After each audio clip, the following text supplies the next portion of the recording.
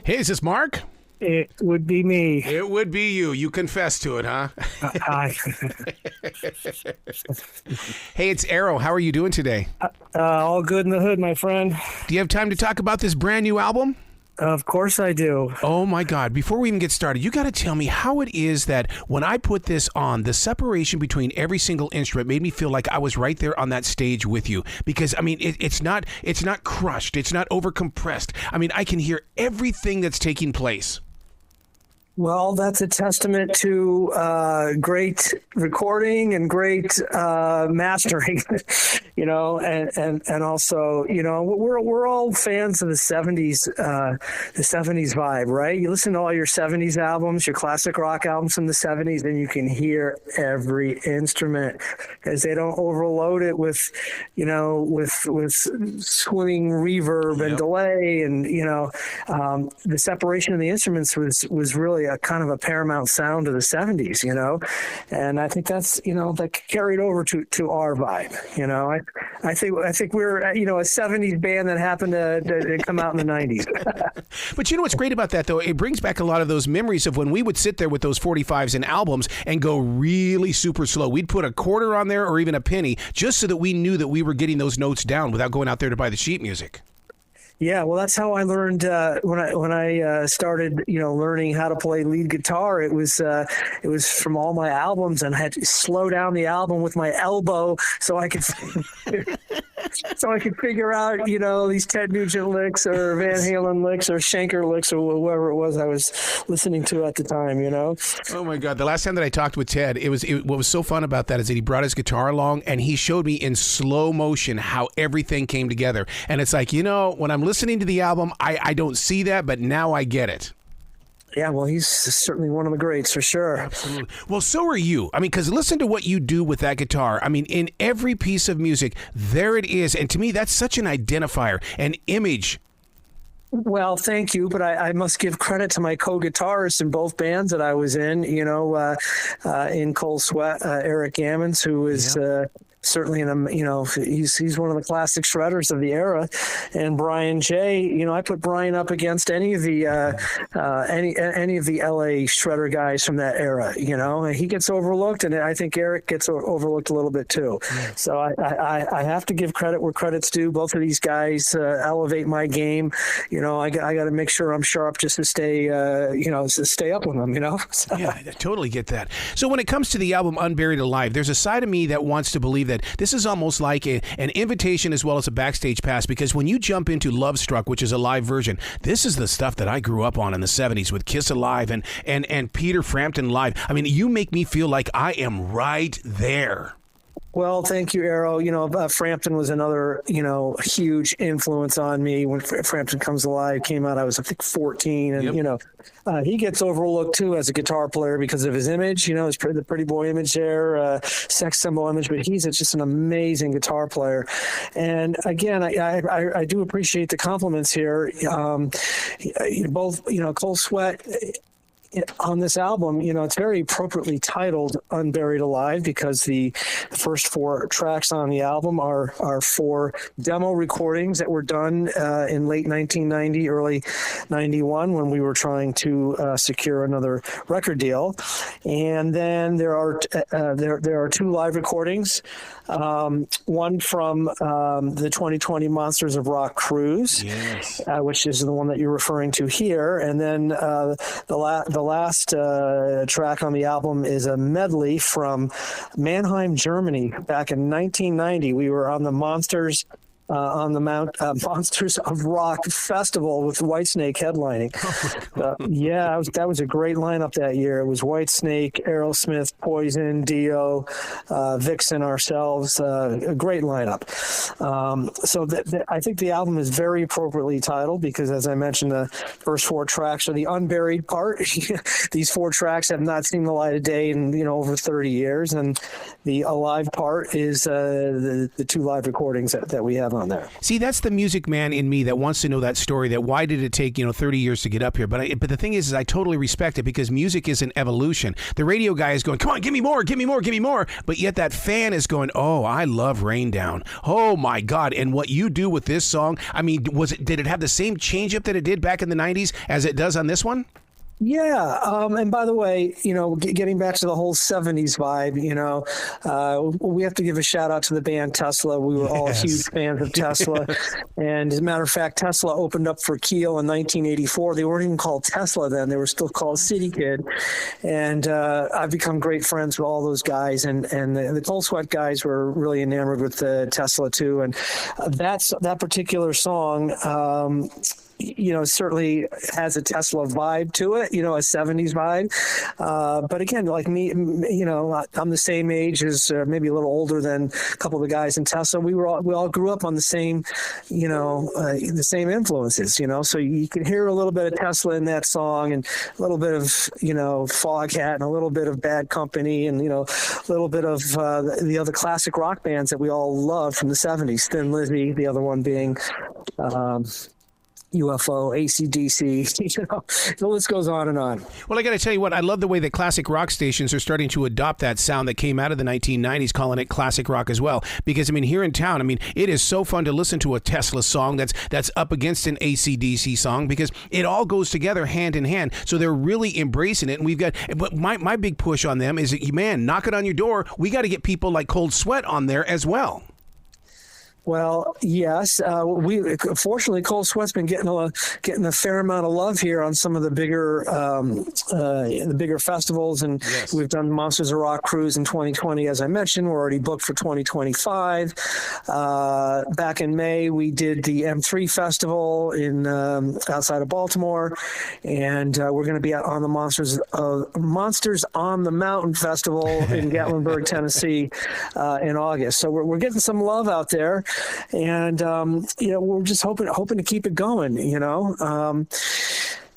not ruling out some new material. As a matter of fact, we're working on something right now. Nice. We hope to drop here at the end of summer, and we want to keep the fire burning. That's all I can tell you.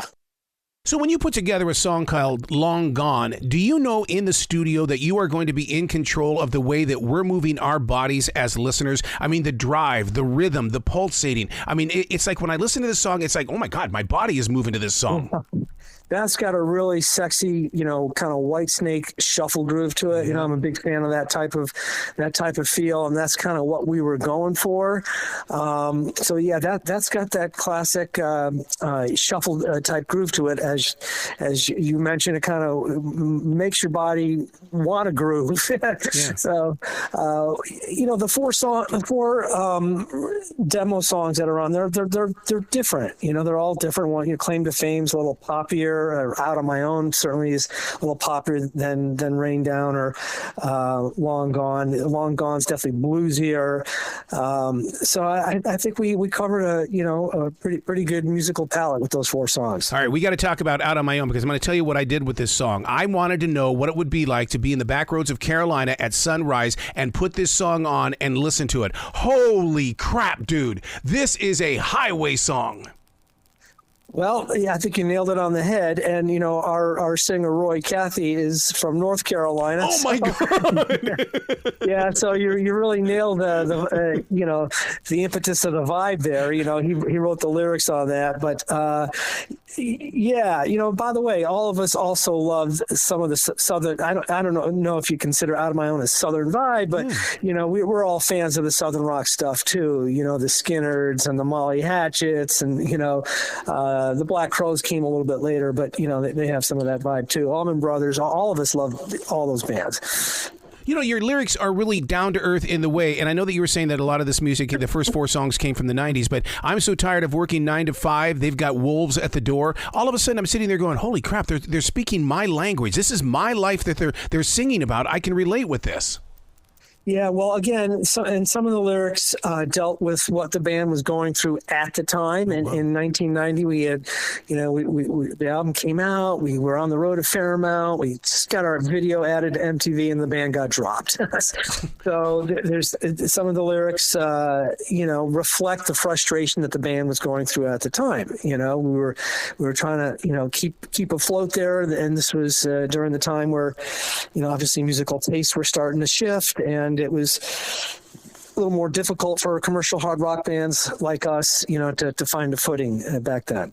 This is kind of an inside question. Hopefully listeners will understand it. But when we go to a live performance and that front man is getting us, going bantering between the songs, don't they have to speak in tune just as much as they have to sing in tune? Because to me, that front man banter is so important to that performance. Well, look, Roy is a man of the people. That's all. That's how I really sum him up, man. He is a man of the people, and he just, he's got this aura about him and his way of communicating with people, and he was our God, our godsend. It was almost a year from the time we lost Oni Logan to the time we found Roy and got back in the studio, and we call him the Mouth from the South.